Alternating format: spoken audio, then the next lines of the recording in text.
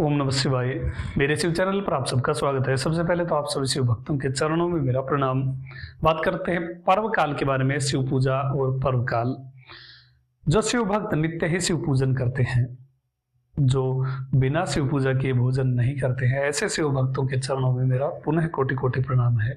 ऐसे शिव भक्तों के लिए हर क्षण ही, हर समय जब वो शिव पूजा करते हैं वो पर्व की तरह होता है।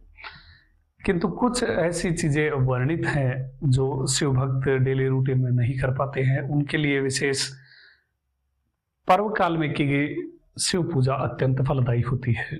और पर्व काल का इतना महत्व तो लिखा हुआ है, पूरे जीवन भर में जो पुण्य शिव पूजा से प्राप्त होता है वो अकेला पर्व काल में विशेष भक्ति भाव से की गई शिव पूजा से प्राप्त होता है।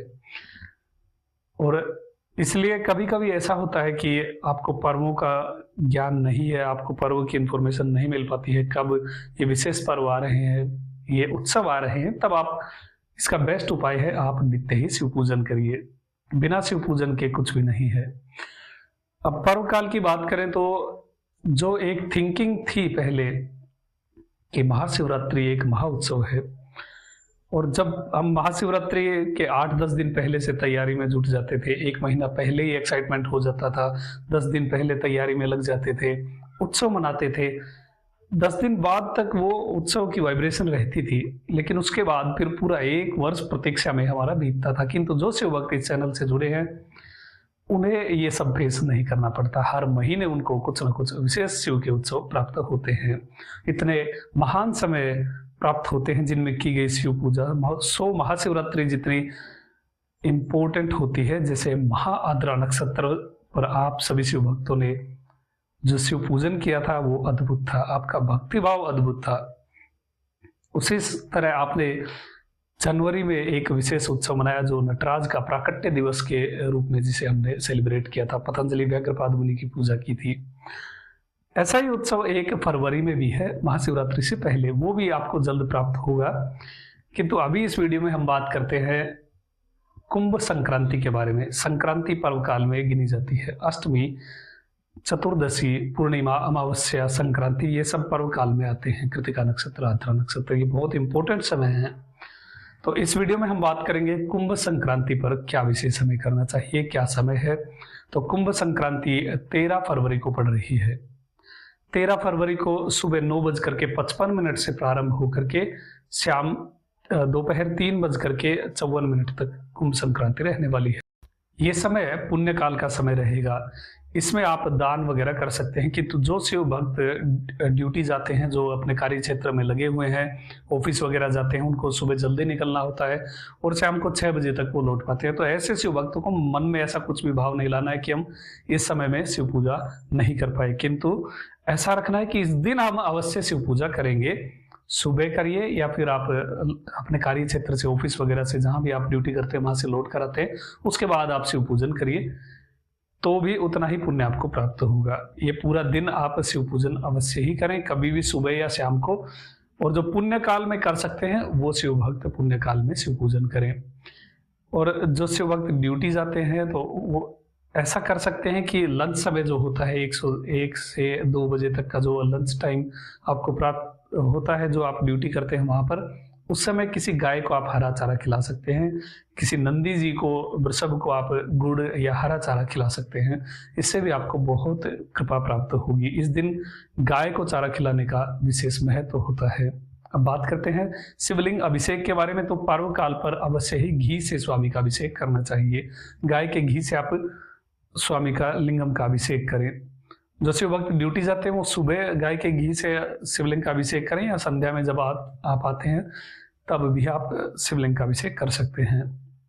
जो शिव भक्त इस बात को लेकर कंफ्यूज होते हैं कि 4 बजे के बाद शाम को शिवलिंग का अभिषेक नहीं करना चाहिए, यदि आपके पास लिंगम है घर पर तो आप एनी टाइम शिव पूजन कर सकते हैं, किसी भी समय आप शिव पूजन कर सकते हैं। ये थ्योरी एक बहुत अलग बनाई हुई है और इसको गलत तरीके से रिप्रेजेंट किया जाता है। श्रृंगार जहां पर हो रखा है, जो संध्या, जिन मंदिरों में संध्या श्रृंगार होता है, उसके ऊपर जल चढ़ाना नहीं चाहिए। जिन शिवलिंगों पर श्रृंगार नहीं होता है, जो पुष्पों से संध्या में नहीं सजाते हैं, वहां पर आप स्वामी का अभिषेक कर सकते हैं। अभिषेक के बाद आप स्वयं श्रृंगार कर दीजिए, तो इससे भी आपको बहुत लाभ प्राप्त होगा। या आपके पास घर पर शिवलिंग है तो आप जब भी आपको समय मिले तब आप शिव पूजन कर सकते हैं। शिव पूजन, लिंगम पूजन ऐसी फैसिलिटी आपको देता है, स्वामी का इतना सानिध्य आपको प्राप्त है। देखिए कितने करुणामय है। सुबह आप जो शिव पूजन करते हैं उसका अलग फल प्राप्त होता है, दोपहर को शिव पूजन करते हैं उसका अलग फल प्राप्त होता है, संध्या के समय शिव पूजन करते हैं उसका अलग फल प्राप्त होता है, और जो रात्रि के समय आप शिव पूजन करते हैं उसका तो शब्दों में उसकी व्याख्या नहीं की जा सकती। और जो शिव भक्त ऐसे बोलते हैं कि 4 बजे के बाद जल नहीं चढ़ाना चाहिए, तो महाशिवरात्रि पर वो रूल कहाँ गायब हो जाता है। तब तो 4 पहर की शिव पूजा करते हैं, हर पहर में अलग अलग अभिषेक करते हैं, तब वो रूल गायब हो जाता है केवल एक दिन की कृपा प्राप्त करने के लिए। तो ऐसा नहीं है। जिन मंदिरों में श्रृंगार हो रखा है पुष्पों से, किसी शिव भक्त ने अच्छा शिवलिंग को सजाया है, स्वामी का चेहरा बनाया है, ये सब किया है, वहां पर आपको जल नहीं चढ़ाना चाहिए, क्योंकि किसी शिव भक्त ने भक्ति भाव से उसको अलंकृत किया है, लिंगम को, स्वामी को अलंकृत किया है, श्रृंगार किया है, तो ऐसे श्रृंगार को बिगाड़ना नहीं चाहिए। उस स्थान पर आपको संध्या में या फिर श्रृंगार जब हो रखा है तब जल नहीं चढ़ाना चाहिए। जहाँ श्रृंगार नहीं होता वहां आप जल चढ़ा सकते हैं, किसी भी समय चढ़ा सकते हैं। तो इस दिन शिवलिंग का अभिषेक गाय के घी से करना है, और जो अभिषेक का दूसरा द्रव्य रहेगा वो गंगा जल है। गंगा जल का क्या महत्व है, कितने ही वीडियो मैंने डाले भी हैं गंगा जल के बारे में, गंगा जी के बारे में। गंगा जल अपने आप में, जब गंगा जल का आपको दर्शन होता है उससे ही पाप नष्ट हो जाते हैं। तो गंगा जल से इस दिन स्वामी का अभिषेक करना है, और संभव हो तो इस पर्व काल पर, इस 13 फरवरी मंगलवार कुंभ संक्रांति पर आपको खुद भी गंगा जल से स्नान करना चाहिए।